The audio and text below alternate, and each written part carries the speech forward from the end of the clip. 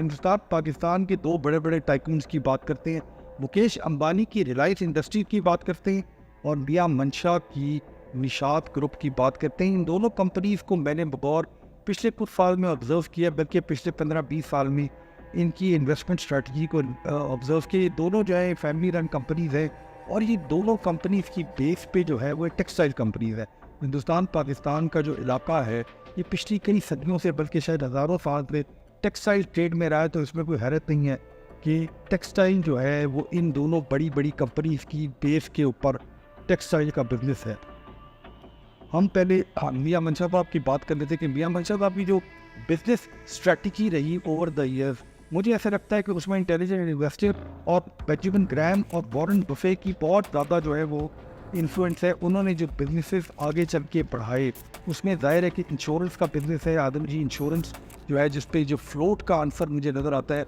उसके अलावा MCB bank के अंदर भी फ्लोट का आंसर नज़र आता है। देखिए, बैंक के अंदर फ्लोट को आप, क्योंकि बैंक जो है वो जब उसके अंदर लोग इन्वेस्ट करते हैं, जब उसमें पैसा रखते हैं बैंक के अंदर, तो वो जो पैसा होता है वो अगर आपका किसी फिक्स्ड डिपॉजिट के अंदर है तो बैंक ने उसको रिटर्न देना होता है। मगर जो करंट अकाउंट होता है, यानी जो चेकिंग अकाउंट जो बैंकों में होता है, वो एक्चुअली फ्लोट होता है। वो फ्री पैसे होते हैं जो बैंक की मैनेजमेंट के पास होते हैं। तो मुझे लगता है कि ये जो स्ट्रेटजी है फ्लोट की, ये हमारे स्पेशली सिस्टम के अंदर, बैंकों के अंदर भी नज़र आती है। तो इंश्योरेंस और बैंकिंग के अंदर निशात ग्रुप, जो मियां मंशा का ग्रुप है, उसकी काफ़ी ज़्यादा इन्वेस्टमेंट रही है।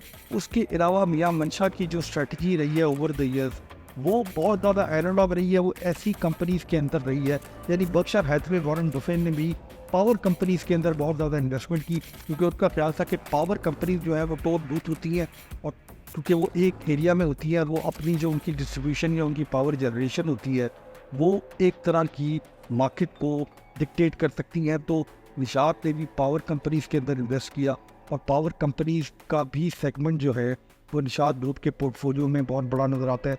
उसके अलावा सीमेंट सेक्टर के अंदर, सीमेंट सेक्टर ज़ाहिर है चूँकि कमोडिटी है तो इसको हम ना टोल बूथ के अंदर लेकर आ सकते हैं, मगर पाकिस्तान जैसी मार्केट में जहाँ इंफ्रास्ट्रक्चर की डेवलपमेंट हो रही हो और ऐसी मार्केट में जहाँ पे अगर आप सीमेंट प्लांट लगा दें, आप चाहें तो बहुत ज़्यादा इन्वेस्टमेंट आपको चाहिए, बहुत ज़्यादा सरमाया चाहिए। तो बहुत कम लोग, बहुत थोड़े लोग ऐसे होते हैं जिनके पास इतना सरमाया हो कि वो सीमेंट का प्लांट लगा सके। शायद सीमेंट का प्लांट भी इन अ वे एक टोल बूथ स्ट्रेटजी के ऊपर बेस्ड नज़र आता है कि पाकिस्तान में जो इंफ्रास्ट्रक्चर डेवलपमेंट के बड़े प्रोजेक्ट्स हैं उनको भी आप वहाँ पे भी अपनी प्राइस को डिक्टेट कर सकते हैं।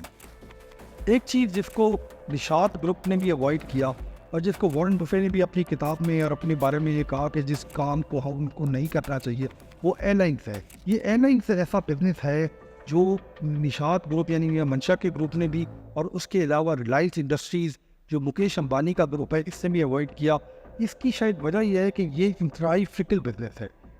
एयरलाइंस जो है वो दुनिया में, स्पेशली यूरोप में भी आज भी, इसके अलावा शायद दुनिया के बेशतर मुल्कों में भी एक गवर्नमेंट ओन बिजनेसेस होते हैं। बहुत कम प्राइवेट एयरलाइंस ऐसी हैं जिन्होंने कामयाबी से इस काम को किया और प्रॉफिटेबल बिजनेस मॉडल बनाया। हालांकि ये इंतहाई ग्लैमरस काम है। मैंने देखा है over the past many years कि बहुत से बिजनेसमैन, बहुत से सरमाएदार जो है वो इस बिजनेस के ग्लैमर से अट्रैक्ट होते हैं।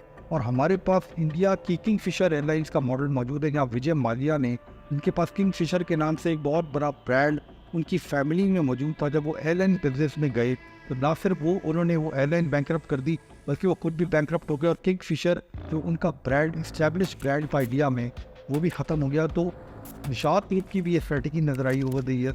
हालांकि हमारी रिपोर्ट के मुताबिक PIA की निजकारी के दौरान और कई दफ़ा उनको ये ऑफ़र दी तो PIA को खरीद लिया। उसके अलावा जब पाकिस्तान की एविएशन मार्केट ओपन हुई और बहुत से लोगों ने एयरलाइंस के बिजनेस में आना शुरू किया तो इन्होंने अवॉइड किया कि वो एयरलाइन के बिजनेस मॉडल को अपनाएं, अपनी कोई ऐसी कंपनी बनाएं जिसमें एयरलाइंस का बिजनेस मॉडल हो। बहरहाल मियां मंशा की जो इन्वेस्टमेंट्स हमें नज़र आती हैं वो ज़्यादातर कमोडिटी के अंदर नज़र आती हैं या ऐसे बिजनेस के अंदर नज़र आती हैं जो टोल बूथ सिस्टम पे काम करें हों, या उसके अलावा जो है तो फ्लोट का जो बिज़नेस है, फ्लोट की जो ताकत है, उसको वो पाकिस्तान की मार्केट में इस्तेमाल करें। तो एक बहुत बड़ा फ़र्क पाकिस्तान और हिंदुस्तान की स्ट्रेटजी और मार्केट के अंदर है वो शायद ये है कि पाकिस्तान के अंदर जो इंफ्रास्ट्रक्चर डेवलपमेंट है, जो रियल इस्टेट मॉडल है, ये बड़ा यूनिक है। ये मॉडल जो है ये दुनिया में बहुत कम मुल्कों में पाया जाता है।